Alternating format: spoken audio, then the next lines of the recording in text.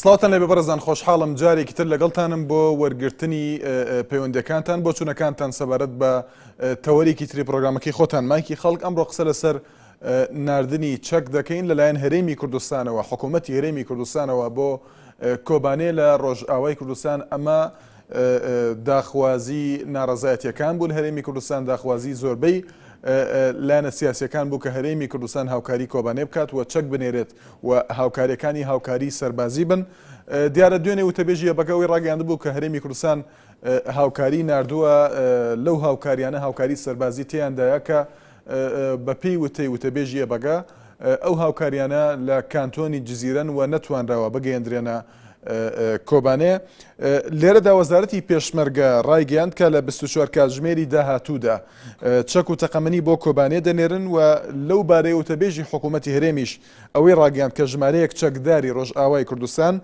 لە هەرێم ڕاهێنانیان پێکراوە و ڕەوانەی ڕۆژئاوا دەکرێنەوە.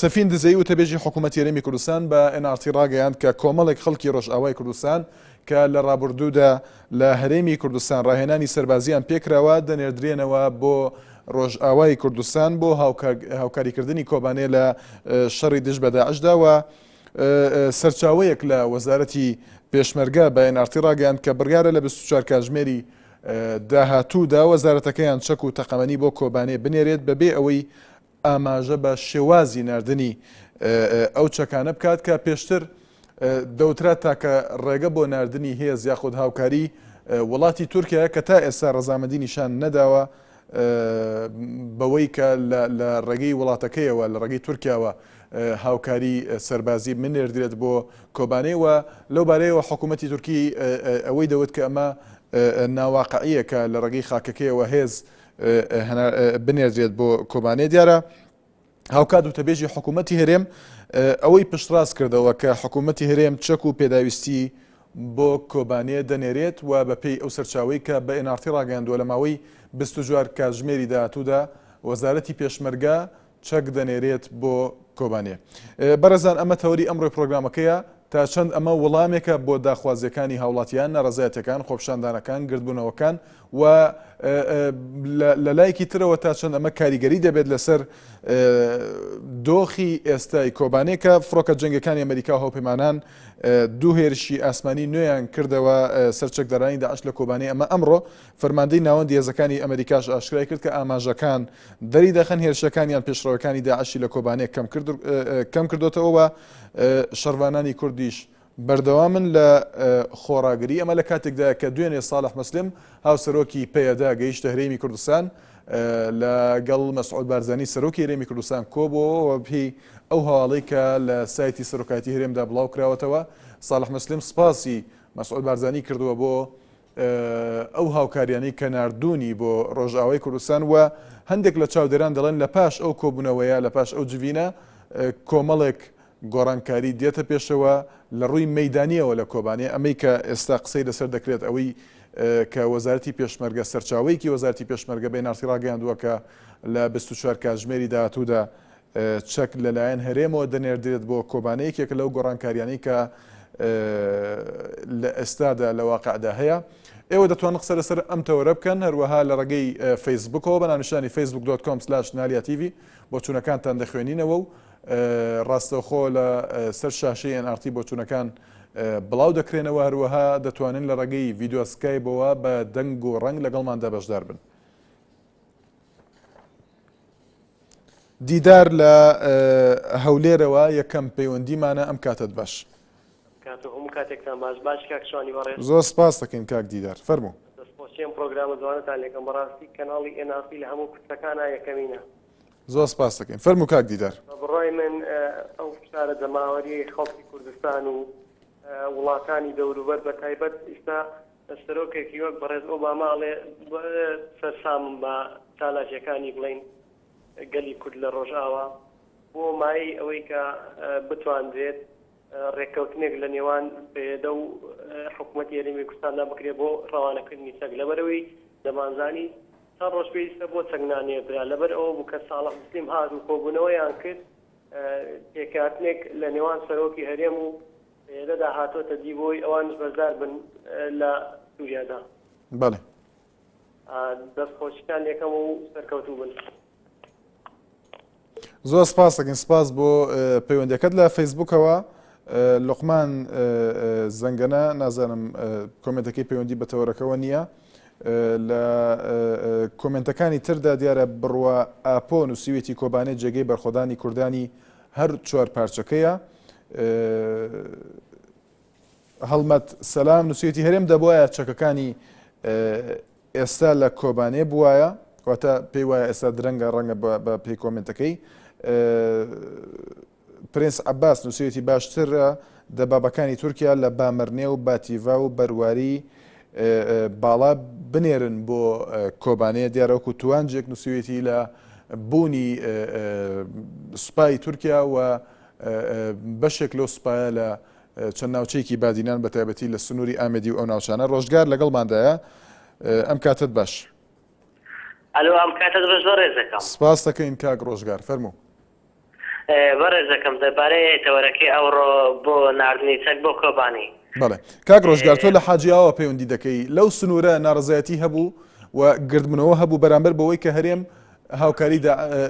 هاوکاری کۆبانێ ناکات و دەبێت هاوکاری بنێرێت بۆ کۆبانێ. ئێستا وەزارەتی پێشمەرگە دەڵێت لە 24 کاتژمێری داهاتوودا چەک دەنێرێت بۆ کۆبانێ. ئەمە چۆن دەبین وەکو هاوڵاتیەک؟ دەربارەی ئەم تەوەرەی ئەوڕۆکەت هیچ شتێکی ئەوانە بووە. بەڕاستی لەلایەن منەوە من ئەوەندێک ئاگادار بم لە حاجایەوە هیچ شتێکی ئەوە لە ئارەدا نییە. تەنها بۆ ئەوە کە دەڵێم بەڕاستی زۆر درەنگە بۆ ناردنی چەک بۆ کۆبانی، چونکە ئێستا کۆبانی لە دەست تیرۆریستاندایە. بەڕاستی بەڵام ئێمە زۆر سوپاس هێزی یەپەگە دەکەین. بەڵام لێرەدا کاک ڕۆژگار کۆبانێ بە تەواوەتی نەکەوتۆتە دەست داعش تا ئێستا.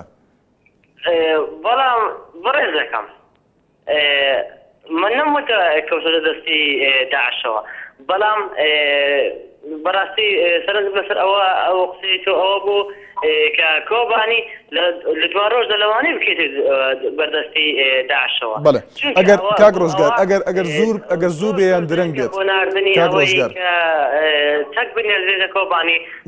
بەڕاستی پێویستە حکوومەتی هەرێمی کاک ڕۆژگار ئەگەر بە پێی قسەی تۆ بێت داوا بکاتن کە چەک بنێرێتە هێزی کۆبانی. ئەگەر زوو بێیان درەنگ بێ، ئێستا حکوومەتی هەرێم دەڵێت هێز ڕاهێنان بە هێزێک کراوە دەنێردرێن بۆ ئەوێ چەک دەنێرن بۆ ئەوێ. ئەمە چی لە واقعەکە دەگۆڕێت ئەگەر درەنگیش بێت بە پێی قسەی تۆ؟ بەڕاستی تاوەکو ئەوە سعی ئەوێ حتا ئێستا ئاوا بێتن بەڕاستی هیچ لە وەزعەکە ناگۆڕێتن. بەڵێ سپاس دەکەین، سپاس بۆ کاک ڕۆژگار لە حاجی ئاوەوە. سالار لە هەولێرەوە، ئەم کاتت باش کاک سالار. السلام عليكم أنا باش سپاس دەکەین، فەرموو کاک سالار. بۆ بەرنامەکەت کاکە جان، بەڕاستی من بە شەخصی خۆم وەکو کوردێک زۆر پێخۆشحاڵم لە پێش هەموو شتێ ئینشاءالله ئەو حیزبانەی سووریا یەک بگرن و لەو دانیشتنە بە سەرکردایەتی بەڕێز ڕئیسی مەسعود بارزانی سەرۆکی هەرێمی کوردستانمان ئینشاءالله نەتیجەیەکی باشی هەبێت. ئەوە زۆر باشە و یەکبوونی هەموو کوردستان، هەموو پارتەکانی کوردستان بە یەک دەنگ بە یەک ڕنگ بە یەک هەڵوێت خۆی بەڕاستی چەکێکی کوشندەیە بۆ دوژمنەکان. کۆبانی ئەگەر لە ئێستا بەدواوە ئینشاڵڵا کە ناژڕوخێ ئەگەر شکستیش بێنێ بە پیلانێکی گەورەی دوژمنان هەر سەرکەوتوو بووە و سەرکەوتوو شەبێ ئینشاءالله. و لەم لایشەوە کۆبانی بەڕاستی یعنی سەری گەلی کوردی لە هەر چوار پارچەی کوردستان بەرز کرد لە دنیا دەنگی دایەوە شانازی پێوە ئەکەین.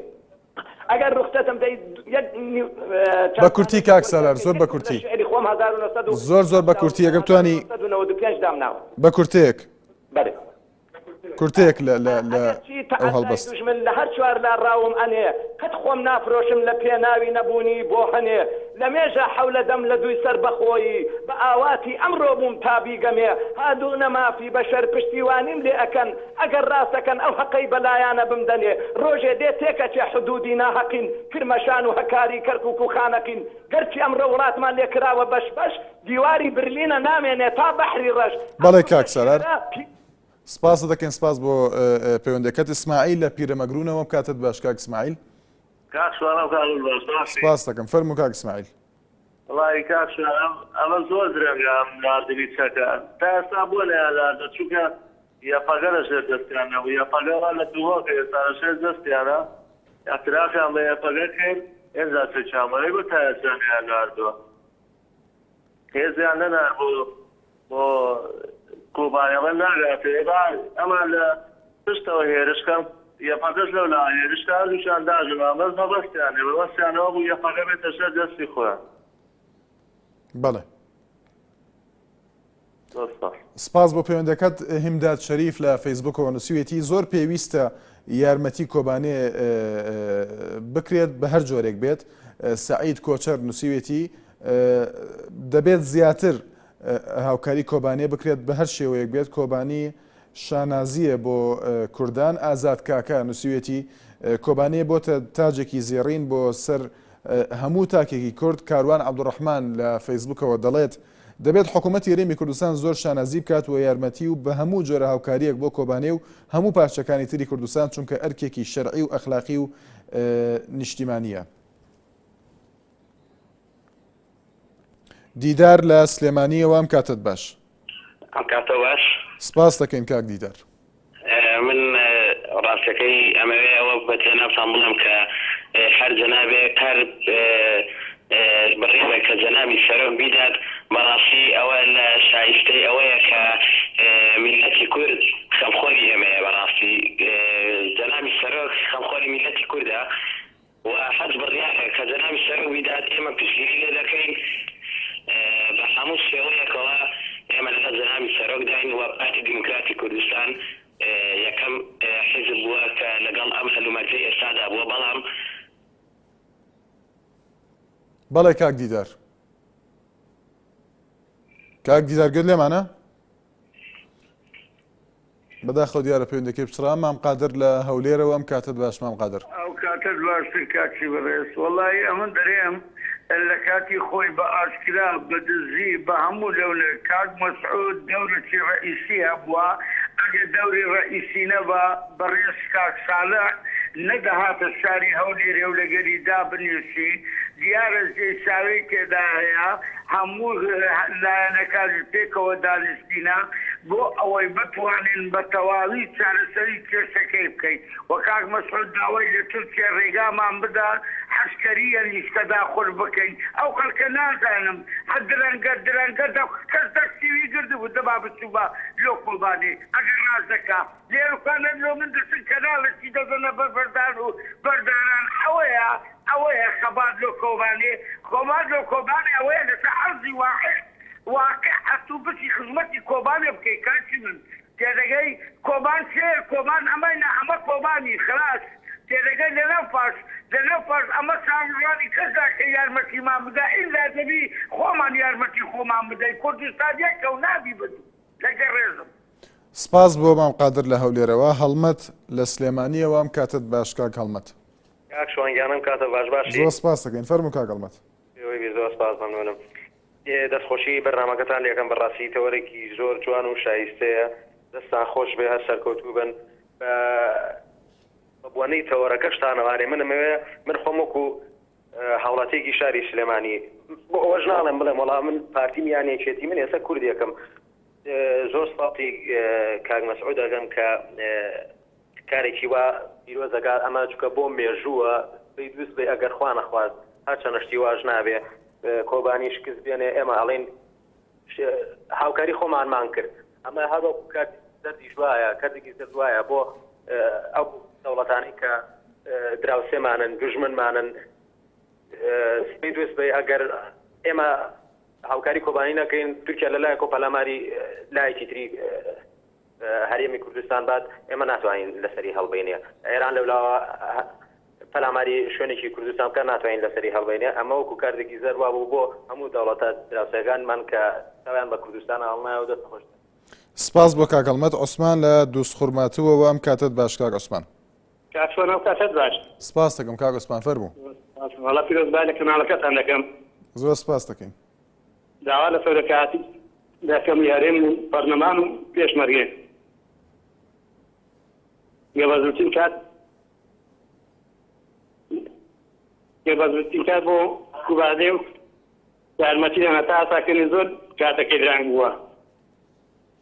بەڵێ ئەو درەنگی کە باسی دەکە هیچ کاریگەری دەبێت پێت وایە؟ بەڵێ کاشوان هەتا ئێستاکردێت ئەو خەڵکانە ئاوارە و احتیاجی و کامپەکان ئەوان نییە. بەڵێ زاداوا لە سەرۆکە هەتێک سەرۆکاتی پەرلەمان و سەرۆک پێشمەرگەی و یاواسر. بەڵێ سپاس بۆ پەیوەندەکەت ساڵح لە سلێمانیەوە. سڵاو لێبێ کاک ساڵح. کاکە شوانم کاتت باش. هەموو کاتێکت باش. فەرموو. خۆشیم لە بەرنامەکە تەوەرێکی جوان دەڵبژاردووە. سپاس دەکەم کاک ساڵح. شوێنی خۆشحاڵیم دووسێ ڕۆژە لە باشووری کوردستان یەک ڕیزیەک لە ناو سەرکردایەتی کورد و لایەنە سیاسیەکانەیە و دەستخۆشیم لە برایانمان لە ڕۆژئاوا کە تەشریفیانەنا لەگەڵ سەرۆکی هەرێم وەکو ئەرکێکی نەتەوەی خۆی لەگەڵیان کۆبووە. بەڵام دوو پێشنیارم هەیە و بیرخستنەوەیە. یەک پێشنیارەکەم لە کۆبانێ ئاڵای کوردستان لە جیاتی ئاڵای حیزب لەگەڵ کرێ. ئەمە خاڵی یەک. خاڵی دوو پێشنیارێکمەیە بۆ بەڕێز ساڵح موسلیم کاتی خۆی کە کۆماری کوردستان دروست بوو لە مەهاباد مەلا مستەفای بارزانی بە هێزێکەوە چووە خزمەتی پێشەوا قازی و ئەرزی کردوتی ئێمە هاتوین و عسکەرین و دیفاع لە کۆمارەکەین. بەڕاستی هەقاوانیش ئەقڵێتەکەیان بگۆڕن ئەقڵێتی پاوەنخوازی لە کاتێکە با کردار و گفتار لە یەک دوورکەین کۆمەڵە خەڵک عاتیفەی خەڵکە هوروژێنێ بەناوی کۆبانێ و پشتیوانی کاکە ئێمە بە سەراحەت واشکرایڵێم کۆبانێ و کەرکووک و هەولێر باوەکو یەک سیرکەین و سەرۆکی هەرێم کەم تەرخەمی نەکردووە واجبێکی خۆی شەرعی و ئینسانی و ئەخلاقی بەجێهێناوە بۆیە پێ سپاس بۆ کاک ساڵح لە سلێمانیەوە. مەسعود لە هەولێرەوە لەگەڵماندا. ئەم کاتت باش کاک مەسعود. هەموو کاتێکت باش. سەلام عەلەیکوم. عەلەیکوم ئەسسەلام. فەرموو. بەڵێ خۆشی بەرنامەکە لێ دەکەم. سپاس دەکەین کاک مەسعود. ئەمە هەموو کوردی هەموو داواکارین یارمەتی کوبانێک بدرێت بەرامبەر یارمەتی کوبانێک بووی کە حەزب زبانێ چ لەبەر خۆتە؟ بەڵێ کاک مەسعود گومان لێتە سپاس دەکەین ئەگەر دەنگی تەلەڤیزیۆنەکە کەسکەی. بەسەر چاو. چاوت خۆش بێ. فەرموو. بەڵام ئێمە داواکارین هەموو کوردێک هەموو لایەنە سیاسەکان هاوکاری کوبانێک بێن. بەرام هەموو کوردێکی هەموو کەسێک دەزانی ئەگەر پەنجەمۆری کاک مەسعودی لەگەنەبی هیچ شتێک ناکرێت. بەرام هەموو داواکارین هەموو عەزبەکان ببنەیەک و هاوکاری کوبانێ و زۆر زۆر سپاسش دەکەین. سپاس بۆ پەیوەندەکەت لە فەیسبووکەوە تاالەت تاها نووسیوێتی کاتێک وڵاتێکی ئەوروپی کارێکی هەڵە دەکات بەرامبەر بە وڵاتە عەرەبیەکان هەموو هاوڵاتیانی وڵاتانی عەرەبی خۆپیشاندان دەکەن و ڕێپێوان دەکەن داوا دەکەن کە هاوڵاتیان بایکۆتی ئەو وڵاتە ئەوروپیە بکەن و هیچ شتێکی ئەو وڵاتە نەکڕن کە هەڵەی کردووە بەرامبەر بە وڵاتە عەرەبیەکان.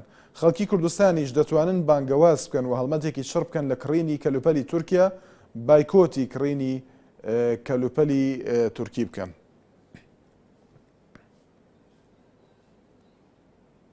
محەممەد لەگەڵماندا لە خەلیفانەوە. سڵاوت لێ بێ کاک محەممەد. زۆر سپاس. فەرموو کاک محەممەد. کیبای بەڕێز ئەوە لەلایەنە سیاسەکانی ڕۆژئاوای کوردستان دەکەم. ڕۆژ بۆ ئەمڕۆ هیچ ڕۆژێک لە خەتەریاتی ملەتی کورد نییە لە ئەمڕۆ. سڵاو لە کۆبانی، سڵاو لە هەموو کوردستان، سڵاو لەو شەهیدانە خۆڕاگرانەی کۆبانیەوە یەک مانگە بە خوێنی خۆیان ئەم خاکەتی زێیان پاراستووە. بەڕاستی کارێکی ئەوهایان کرد لە تاریخی ملەتە قەت ڕەش نابیتەوە و هیوادارم ئەم لایەنانە سەری هەموو ملەتی کورد برن بکەن. هیوادارشم قەت پشتی خۆیان بە دوژمنان نەبەستن قەت حتایان. ئیتر زۆر سپاس، زۆر مەمنون. چاوتان ماتەکەم. سپاس بۆ کاک محەممەد لە خەلیفانەوە. محەممەد لەگەڵماندا لە سلێمانیەوە. ئەم کاتت باش کاک محەممەد. هەموو کاتێکت باش بەڕێزەکەم دەستخۆشیت لەکەم. بەڕاستی هەڵبژاردننی بابەتەکە بابەتە هەنووکەیەکەت شتێکی زۆر باشە لەم کاتەیە. شتێکی مۆزوعیە و بابەتیانەیە. سپاس بۆ دەستخۆشیەکەت کاک محەممەد. بەڕاستی ئامۆژگاریەکەم هەیە بۆ هەموو میلەتی کورد وەکو برایەکی بچووکی خۆتان نێوی قبوڵکە. فەرموو. بەڵێ شەهیدی کورد هەر شەهیدە، جا لە خانەقین بێت یا لە کەرکووک بێت یا لە زاخۆ بێت یا لە کوبانی. یا لە هەر بستە خاکێکی کوردستان ڕزان واز لە شتی تون ڕەوی بێنن ڕزان واز لەوە بێنن بڵێن کات درەنگە کات زووە ئەوە فەوزە ئەوە زەردە ئەوە کووردە ئێمە هەمومان برای یەکترین هەمومان کوردین دەرکێک با لە لەشمان ئازارەکەی بۆ هەموو لەشمانە هیچ فەرقێکی نییە ڕزان واز لەو شتانە بێنن دەستخۆشیش لە جەنابی سەرۆکەکەم بۆ ئیشە پیرۆزەی کە کردوێتی بەڕاستی یارمەتیدانی کۆبانی ئەرکێکی نەتەواییتی هەموو میلەتی کوردە سوپاس سپاس بۆ پەیوەندەکەت هیوا لە نەرویجەوە سڵاو لەبێ کاک هیوا بەڵێ چام ئەم کاتت باش کاک هیوا گوێمان لێتە فەرموو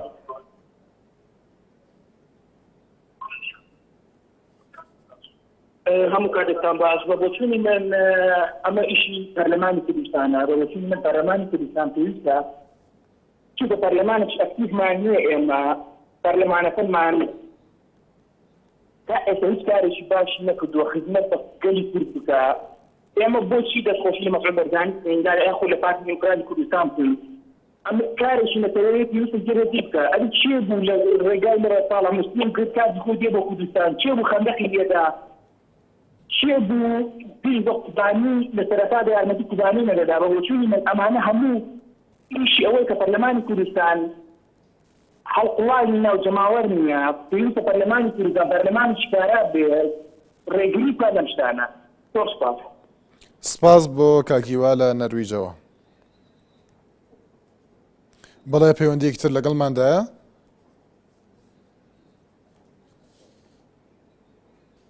بروسێک لە شەقڵاوەوە ئەم کاتت باش کاتت باش کاکسوان سپاس دەکەین کاک بروس فەرموو کاکسوان بە قەنەعەتی من بەڕاستیەوە ینی نازانم تۆ باس بکەم بەڕاستی ئەو چەکەی کە باسەکە ئەنێردرێ بۆ کوبانێ دیکا بۆ نادرێ بە پێشمەرگە تا ئێستا پێشمەرگە پیشەک و چەک و شتی هەمووی لەسەر گیرفانی خۆی لەسەر حسابی خۆی یەکڕێ باشە کا پێشمەرگەکە ئەگەر چەکیان هەیە و ئەو چەکەی هاتێکا بۆ چوو چی ئایا وەزیری پێشمەرگە ئاگادارە لەو چەکەی کاتۆ بۆ هەرێمی کوردستان یەک دووش ئەمڕۆ بەڕاستی باسی تەوەرەکە کرا لە پەرلەمانی کوردستان باسی کۆبانەیە کرا یعنی چی ئەگەر کەسێک قسەیەکی ڕاستی کرد گوتیان گوە تا ئێستا یەکترتان کوشتووە ئێوە بوون ئێمەتان کوشتووەکە یعنی با چییە بە ئومێد خۆشنا و بەڕێز ئومێد خۆشناوە بەونەوە ئەی وەڵامی پەرلەمان تارانەداتەوە وەرێ وەڵام من واکەم و واکە ئێکاکە چ بووە ڕاستیەکەی باسی شتێکی ڕاستی کردێت چی قابلە دەست چاوتان خۆشبی زۆر سپاس سپاس بۆ کاک بروسێک لە شەقڵاوەوە ئەحمەد لە سلێمانیەوە ئەم کاتت باش کاک ئەحمەد سپاس دەکەین کاک ئەحمەد فەرموو دەستخۆشی بەرنامەکەی لێ یەکەم زۆر سپاس هیوادارم هەموو کوردکاک شوانیەک بگرێ پێویستمان بە یەکبوونە بەس داواکاریەکم جەنابتان هەیە ئەگەر ڕۆژێک کاتێک گونجاو تەوەرێک دابەزێن لەسەر ئەوەی تەماشاکە ئیسەکیە ئێمە هەموو کورد تەماشا عارەبکە نەرمەردی عربە سۆڤێنیەکان هەموو شەرەفەکانیان ئەوەتە لە بەردەستی کوردان نردوانە بۆ هەمووی لە کوردستانایە لەو لایشۆ خۆیان هەرچێکیان لەدەست بێت لە تەقینەوەی خەرەتەفە و کوردمان لێ ناکەن یعنی تۆ تەماشای ئەو بارودۆخەکە هەموو شەرەفەکانی ئەوان لە بەردەستی ئێمە ئەیان پارێزین یعنی خیانەتیان لێ ناکەین زۆر بە هەڵوێستی دوان ئەوانە بێشەرەفن ئەوانە کاک ئەحمەد با بەو زمانە قسە نەکەین سپاس بۆ پەیوەندەکەت بەڕێزان سەبارەت بە تەوەرەکە ئەوەی کە پەیوەندی بە کۆبوونەوەی ساڵح مسلم هاوسەرۆکی پێدە لەگەڵ مەسعود بارزانی سەرۆکی هەرێمی کوردستانەوە هەبوو دیارە لە ماڵپەری سەرۆکایەتی هەرێمدا ناوەڕۆکی کۆبوونەوەکە بڵاو کرایەوە و تێیدا هاتووە کە کۆبوونەوەی مەسعود بارزانی سەرۆکی هەرێمی کوردستان لەگەڵ هاوبەشی ئەنجومەنی نیشتیمانی کورد ئەنەکەسە لە سووریا و تەفگەری جڤاکی دیموکراتیک تەفدەم بڵاو کردەوە و ئەوەشی ڕاگەاندووە کە کۆبوونەوەکان بەردەوام دەبێت واتە ئێوە دەتوان قسە لەسەر ئەم کۆبوونەوانەشکەن کە بەپێی سایتی سەرۆکایەتی هەرێمی کوردستان ساڵح مسلم سپاسی مەسعود بارزانی کردووە لە هاوکارەکانی بۆ ڕۆژ ئاوای کوردستان ئەمە بەپێی هەواڵی بڵاوکراوی سایتی سەرۆکایەتی هەرێمی کوردستان. ڕێبین لە سەنگەسەرەوە ئەم کاتت باش ئەم کاتێکی دوای بەڕێزم سپاس دەکەین کاک ڕێبین فەرموو سپاس دەکەم ڕێبین ولا بنسبت هاوکاری کۆبانێ کاک ڕێبین بەباشی گوێمان لە دەنگت دیە ئەگەر پەیوەندی بە شوێنەکەتەوە هەبێ بیگۆڕیت. کاک ڕێبین بەداخەوە دیارە پەیوەندەکەی بچرا بەڕێزان ئێمە وچانێک وەردەگرین دواتر بەردەوام دەبین لە وەرگرتنی بۆچوونەکانتان. NRT تاکە کەناڵی ئەهلی بێلایەن.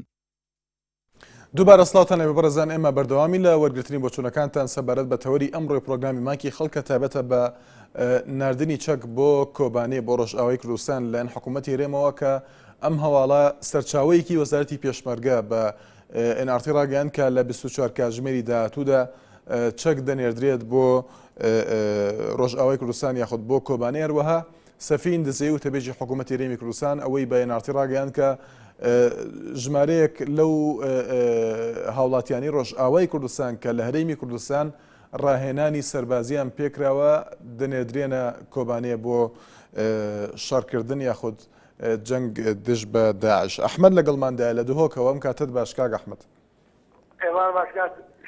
ئێوارت باش فەرموو کاک ئەحمەد. بەڵێ شوان سەبارەت بابەتەکەی پێویستە ئەحزابەکانی ڕۆژئاوا هەموو پێک و یەک مناسبەی هاتنی لە هەولێرەوە بانکۆ بینە ئینشاءالله ببن یەک دەست یەک دڵ یەک هەلویست جەبهەیەکی کوردی پەیداکەن بە ناوی جەبهەیەکی کوردی حتا ئێمەجی ئەتوانین هاریکار بکەن و دەوڵەت و هەڵپەیمانشی هاریکار بکەن.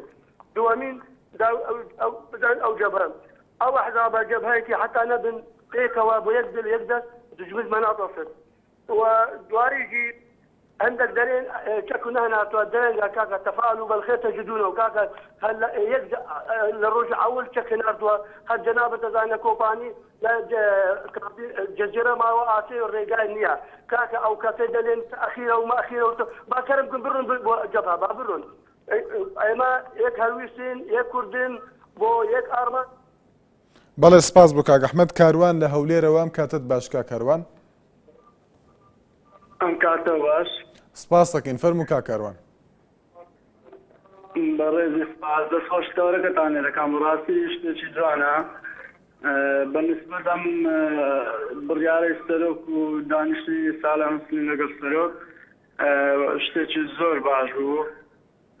هیوادارم لایەنە سیاسەکان هەمووی بە شێوەیەکی جوان و ڕێک و پێک لەگەڵ یەک بڕیار بدەن لەسەر کۆبانێ لەسەر هەموو بستێکی خاکی کوردستان و دەستخۆشتان لێ دەکەم و هیوای سەرکەوتن بۆ هەموو. سپاس بۆ کاکاروان لە فەیسبوکەوە عەلی محەممەد نووسیوتی دەبوایە هەر پێش هەموو لایەنەکانی دوریان هەرێم هاوکاری کۆبانەی بکردایە و گۆران شەهید سەدیق نووسیوتی سەرۆک قەت جیاوازی نەکردووە خەمخۆری خاکی پیرۆزی کوردستانەوە چەکیش دەنێرێت بۆ کۆبانێ. ئازاد مەحموود نووسیوێتی بۆ سەرکەوتنی کۆبانێت تاکە ئومێد کچ و کوڕە گەلیلاکانن. سیروان محەممەد دەڵێت کارێکی باشە هەرچەندە دواکەوت.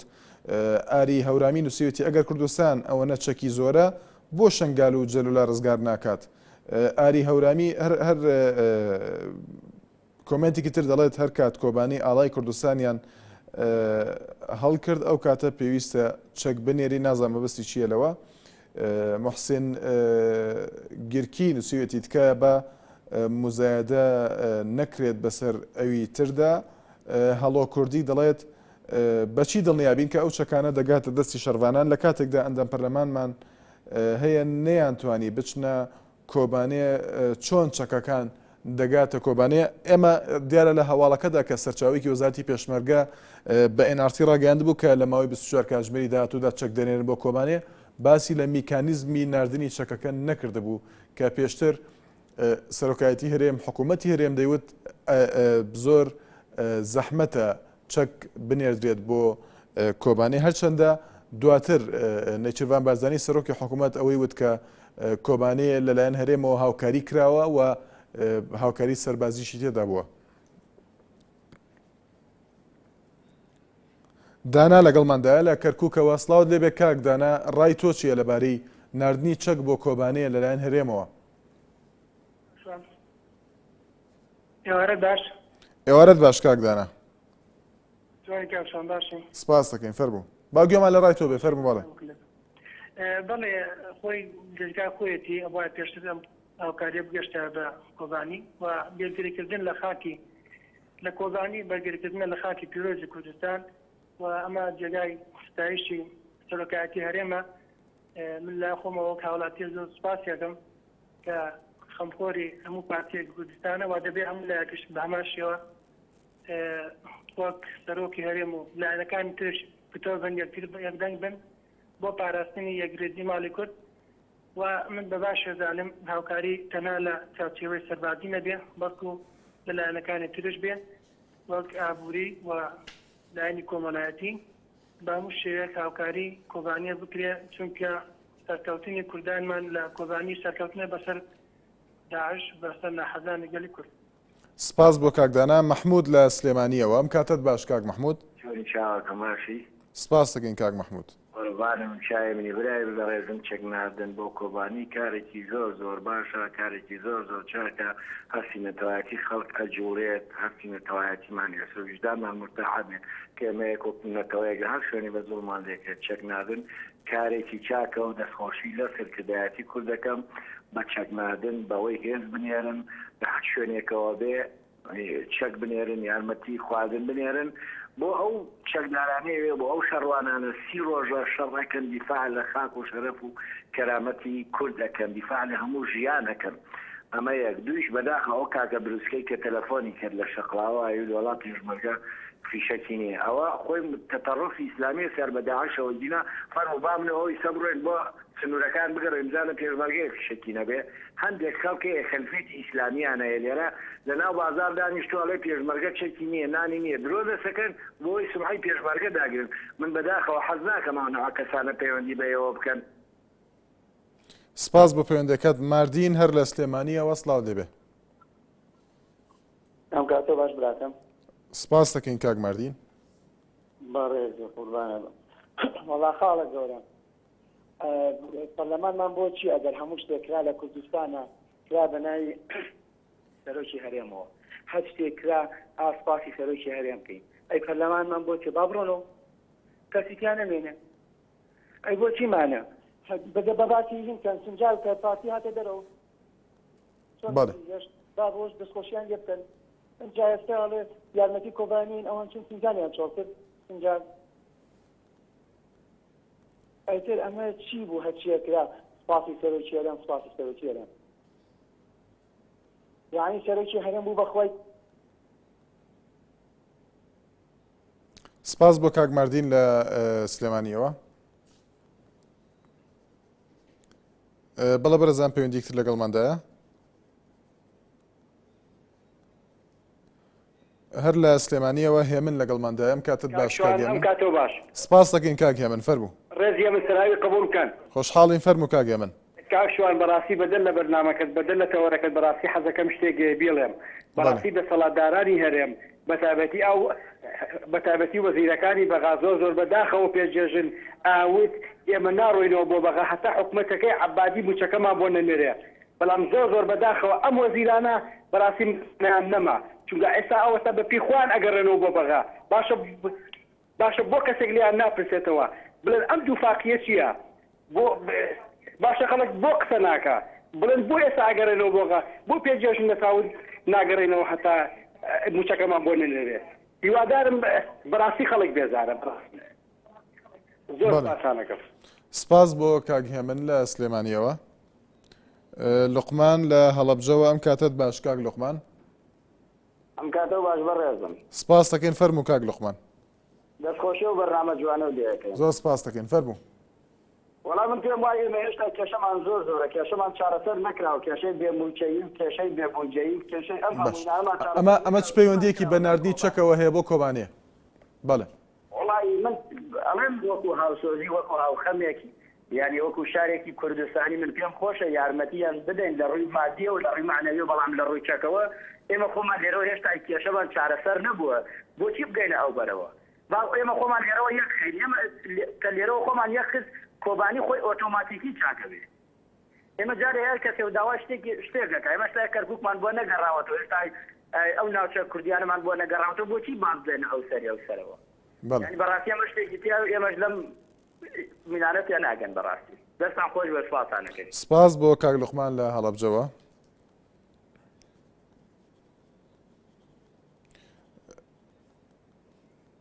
ژیلوان لە سلێمانیەوە ئەم کاتت باش. کاک شواجان ئێوارە باش. ئێوارەت باش کاک ژیلوان فەرموو. باشی بە ڕێزەکەم. سپاس دەکەین. دەستخۆشی تەوەرەکەدا لێگەم. سپاس دەکەین. فەرموو کاک ژیلوان ڕات چییە لەبارەی ناردنی چەک بۆ کۆبانەیە لەلایەن حکوومەتی هەرێمەوە؟ کاکە وەکو ناردنی چەک بۆ کۆبانیا ئیشێکی زۆر زۆر باشە دەستخۆشیان لێەکەین بەس هیوادارین ئەمەش نەکەنە موزایدەی سیاسی مارە سوپاسی سەرۆکی حکوومەت بکەن بە تایبەتی کنایی کاک مەسعود بێنن با بڵێن هەموو خەڵکی کەرکووک سلێمانی با بڵێ کوردستانی یارمەتی کۆبانیاوە نەگەر بە تایبەتی یەک شەخص سپاس بکرێت ئەنجا دوای ئەوە هەفتەیەک پێش ساوتوریان ئێمە هاوکاری کوبانێمان کردووە ئایا چی هاوکاریان کردووە بێزگە چەک ئێساڵن چەکمان نادووە ئایا پێشتر چیان نادووە چۆن هاوکاری کراون خواردنەکە لە کاتێکە یاوت یەک دڵۆپە ئاویش ناچێ بۆ پێشمەرگەکە یەپەکە براکە ئەمە خوشکەکە ئەمە لەوێ بۆمان ڕووبکەنەوە. سپاس بۆ کاک ژیروان سەلام لەگەڵماندایە لە سلێمانیەوە ئەم کاتت باش کاک سەلام. ئەم کاتی تۆش بە کاکسوان سپاس فەرموو کاک سەلام.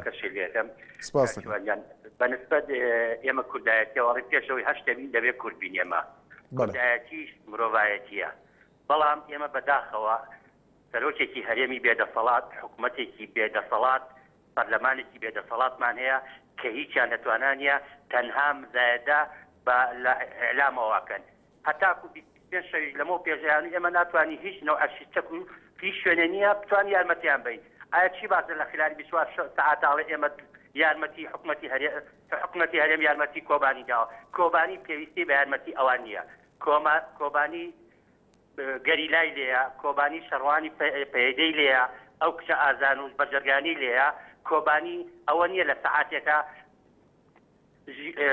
کێوانەیەکی کوردستان تەسلیمی داعش کرێت شێرانە بەرەنگاری دوژ نابوونەتەوە.